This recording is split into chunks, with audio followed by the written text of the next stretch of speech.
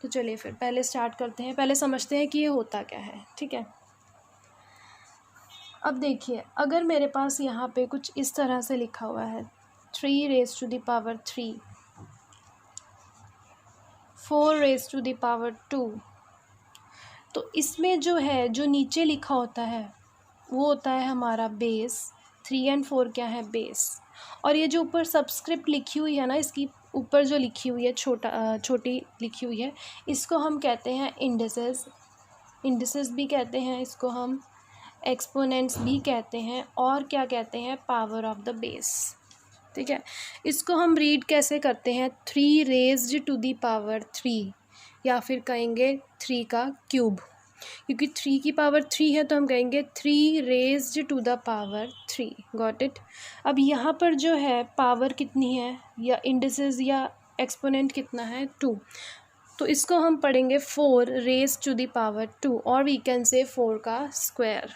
ठीक है, तो ये तो होता है एक्सपोनेंट के बारे में कि एक्सपोनेंट इस तरह से दिखता है। ठीक है, तो अब हम पढ़ेंगे laws of exponent. Before starting the questions, first of all we will know about its, we must know about its laws. ठीक है, तो लॉज क्या है एक्सपोनेंट्स के। जो फर्स्ट लॉ है हमारा वो है प्रोडक्ट लॉ। ठीक है, अब प्रोडक्ट लॉ में क्या है, अगर दो नंबर जिनका बेस सेम है और वो मल्टीप्लाई हो रहे हैं, अगर देखें यहाँ पर बेस दोनों का ए है और वो आपस में मल्टीप्लाई हो रहे हैं, पावर कुछ भी हो सकती है, डिफरेंट या फिर सेम, तो क्या होगा, बेस लिखेंगे और दोनों पावर्स को आपस में क्या कर देंगे, ऐड।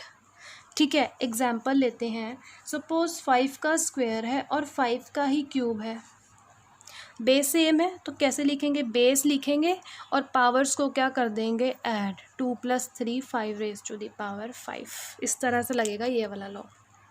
और एक चीज़ और, अगर मुझे बताइए खाली 5 लिखा हुआ तो इसकी पावर कितनी होगी, यस, अगर कोई भी पावर मेंशन नहीं है that means it's power is always 1।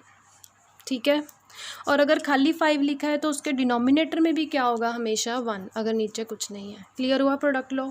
चलिए फिर मूव करते हैं सेकेंड लॉ की तरफ, दैट इज़ क्वोशिएंट लॉ।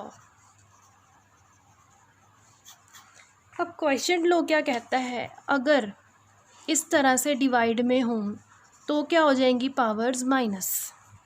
जब मल्टीप्लाई हो रहे हैं तो पावर ऐड, जब डिवाइड हैं तो पावर्स क्या हो जाएंगी, माइनस।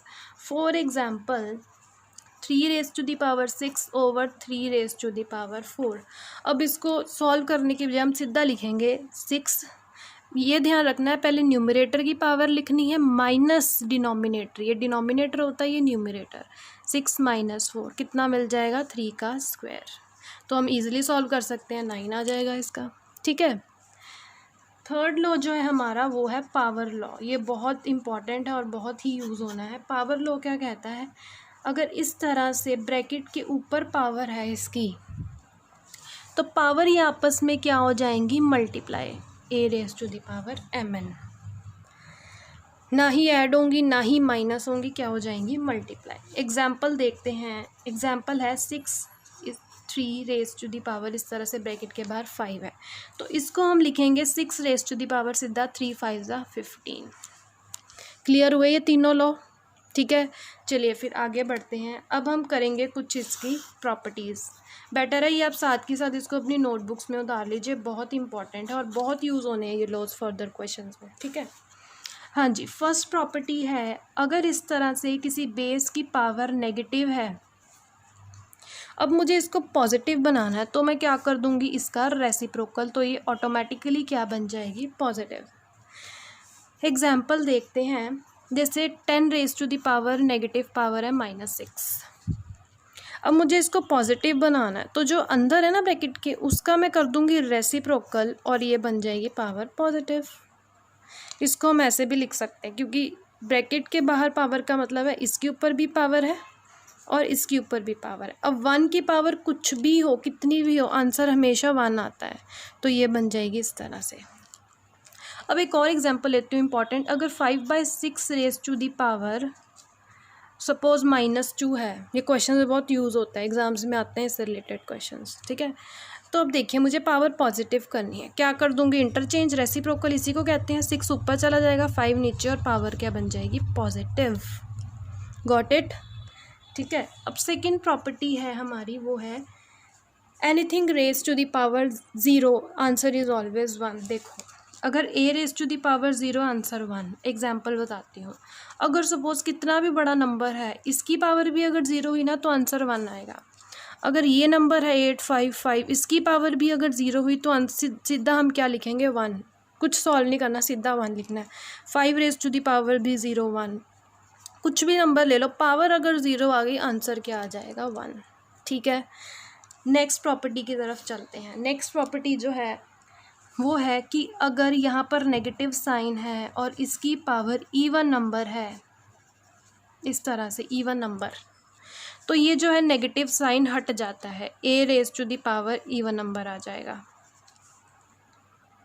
ठीक है, अगर यहाँ पर ऑड नंबर होगा, कोई ऑड नंबर जैसे 1 3 5, तो हमारे पास नेगेटिव पावर साथ में आएगी। कुछ समझ आया? एग्जाम्पल लेते हैं, जैसे कि -5 रेज टू द पावर 4। अब ये इवन नंबर है 4, तो ये सीधा आंसर क्या आ जाएगा, 5 raise to the power 4, negative power हट जाएगी। ऐसा क्यों होता है हम देखते हैं। देखो माइनस माइनस माइनस माइनस 4 बार आएगा, माइनस से माइनस प्लस बन गया, कट गया, कटिंग हो गई एक तरह से, तो ये हमेशा पॉजिटिव ही देगा इस तरह से।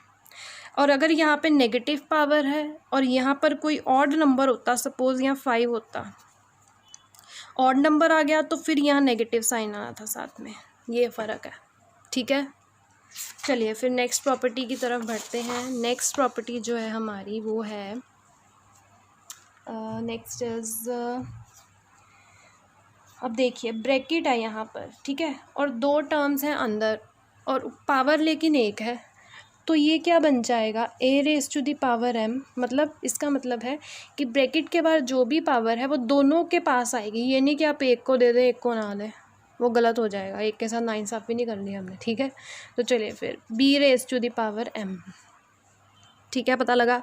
एग्जाम्पल लेते हैं हम, अगर suppose 5 × 3 raise to the power 4 है, इसका मतलब है ब्रैकेट आ जाती है तो वो जो चीज़ होती है वो सबको मिलेगी, मतलब 5 के पास भी आएगी और 3 के पास भी आएगी। ठीक है, और अगर यही कंसेप्ट डिवाइड में हो तो भी वही काम होना है, a को भी मिलेगी वो पावर, b को भी मिलेगी। एग्जाम्पल, अगर 5/3 इस तरह से हो तो 5 को भी मिलेगी ये पावर और 3 को भी मिलेगी। ठीक है, पता लग गई है प्रॉपर्टी। चले फिर नेक्स्ट प्रॉपर्टी की तरफ बढ़ते हैं। नेक्स्ट प्रॉपर्टी है इस तरह से कि मतलब अब इस सिंबल को हम जानते हैं, तो स्क्वायर रूट का सिंबल होता है। ठीक है, लेकिन अगर यहाँ पे छोटा सा कोई भी नंबर लिखा हो तो इसका मतलब होता है कि वो पावर क्या बन जाती है, 1/n। एग्जाम्पल लेते हैं, अगर यहाँ पे कुछ भी ना लिखा हो तो इसका मतलब होता है हमेशा पावर 1/2, स्क्वायर रूट होता है। अगर यहाँ 3 लिखा हो, जब तक यहाँ कुछ नंबर नहीं लिखा होगा तब तक इसका मतलब होता है कि पावर इसकी 1/2 ही है। लेकिन अगर यहाँ 3 लिखा है तो इसका मतलब है a की पावर 1/3। ठीक है, अगर यहाँ 4 लिखा है, कुछ भी नंबर लिखा आ सकता है यहाँ, तो इसका मतलब है a की पावर 1/4। एग्जाम्पल लेते हैं हम, जैसे कि यहाँ पर √4 है।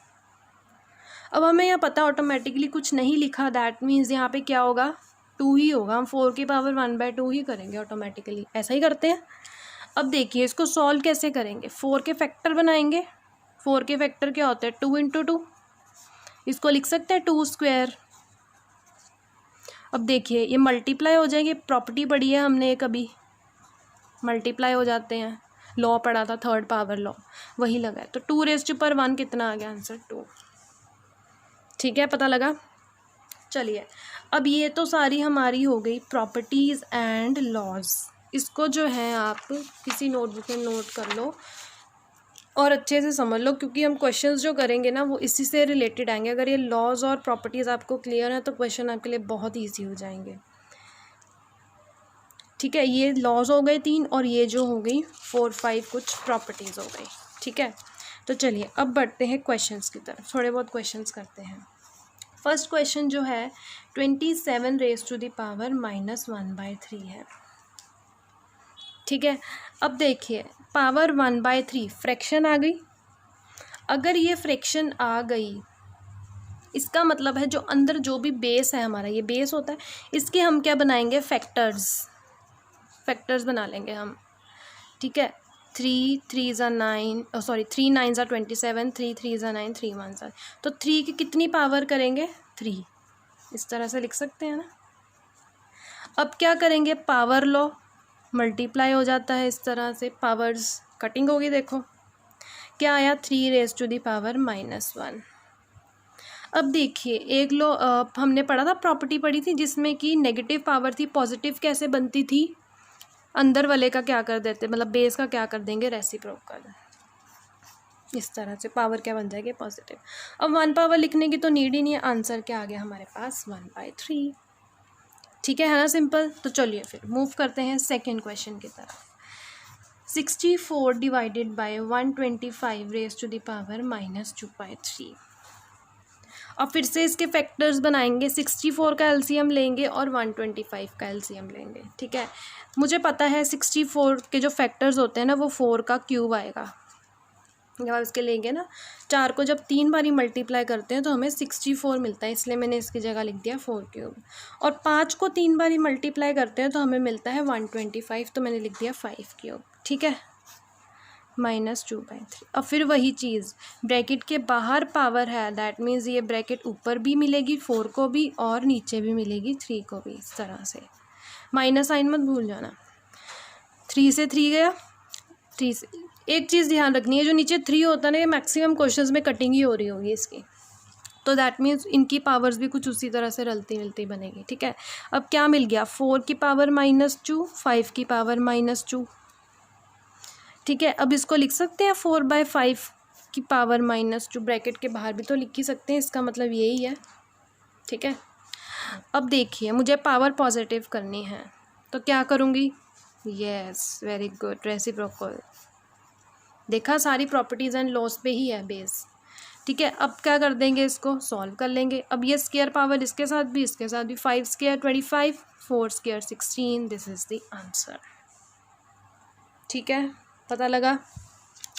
चलिए अब और क्वेश्चंस की तरफ बढ़ते हैं, धीरे धीरे हम लेवल इंक्रीज़ करेंगे जैसा कि आप जानते हैं, ठीक है।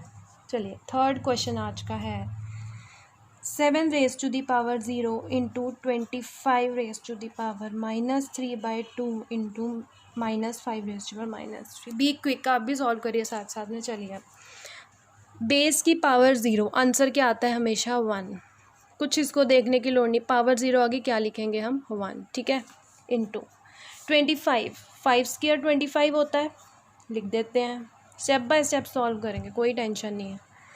और यहाँ पर क्या लिखेंगे, -3, ठीक है। अब देखिए 2 से 2 गया, क्योंकि एक न्यूमरेटर में एक डिनोमिनेटर में कटिंग होगी, 1 से कोई भी मल्टीप्लाई करो नंबर वही नंबर मिलता है, 5 रेज़ टू पावर -3 बची, यहाँ पे भी 5 रेज़ टू पावर -3 है।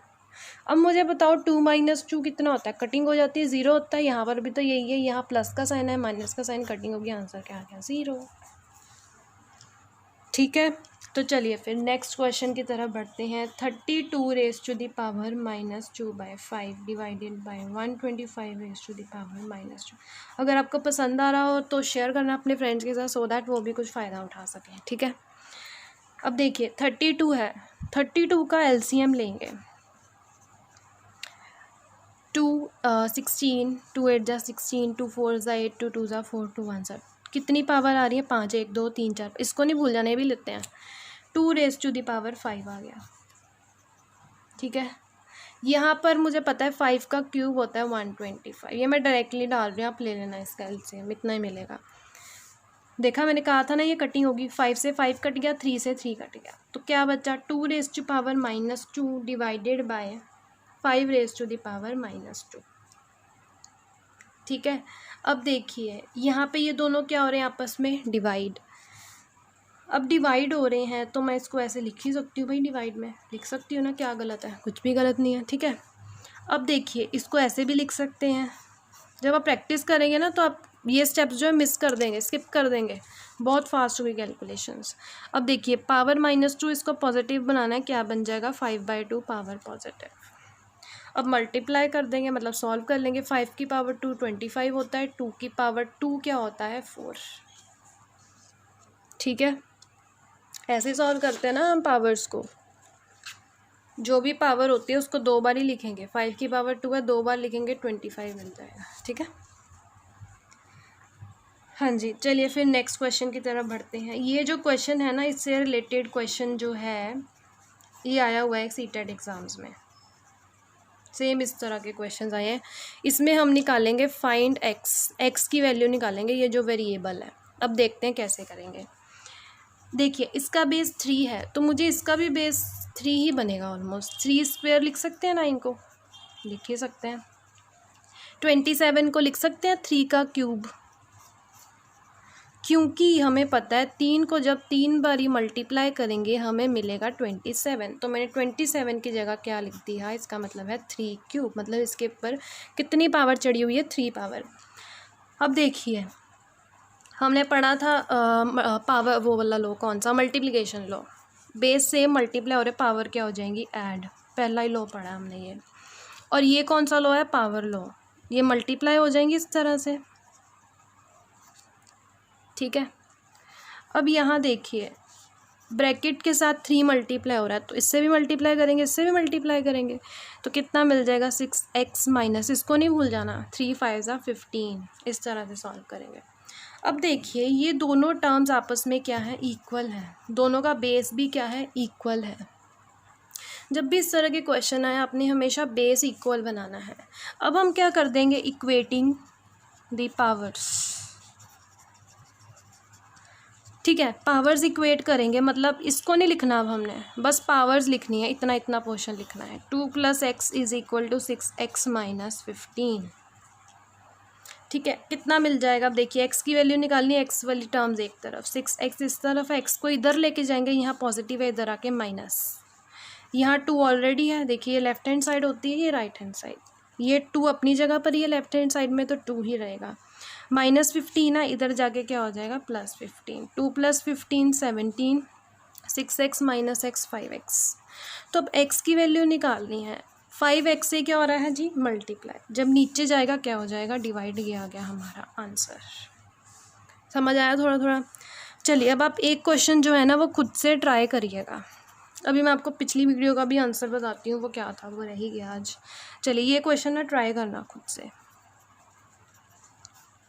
ठीक है, इसमें भी हम क्या निकालेंगे, एक्स की वैल्यू। इसको क्वेश्चन को ध्यान से समझना, फिर सॉल्व करना, क्योंकि ये क्वेश्चन इंपॉर्टेंट है, इसलिए ट्राई करने के लिए दे रही हूँ। ठीक है, दिख रहा है क्लियरली, ये है हमारा क्वेश्चन। ठीक है, और जो लास्ट बोर्ड मास वाली वीडियो थी ना बच्चे, उसका जो आंसर था, वो क्वेश्चन जो था हमारा, वो ऑफ वाला क्वेश्चन था, उसका जो आंसर है ना वो चेक कर लेना, जिसने भी सॉल्व करा है, वो 3/7 है आंसर। नहीं सॉल्व करा तो वीडियो देख लेना, बहुत ही इंपॉर्टेंट वीडियो है जो सीटेट की प्रिपरेशन कर रहे हैं। अगर आप क्वेश्चन सॉल्व कर रहे हैं और अगर आपको कोई भी डाउट आता है ना, तो प्लीज़ कमेंट सेक्शन में लिख देना।